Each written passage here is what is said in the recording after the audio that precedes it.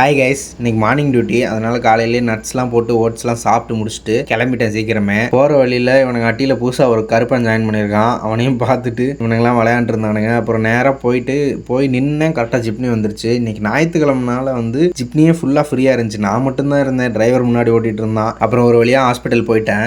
இன்றைக்கி வரப்பே லேட் ஆயிடுச்சு. 7 மணிக்கு வர வேண்டியது 7:30 தான் வந்தேன்.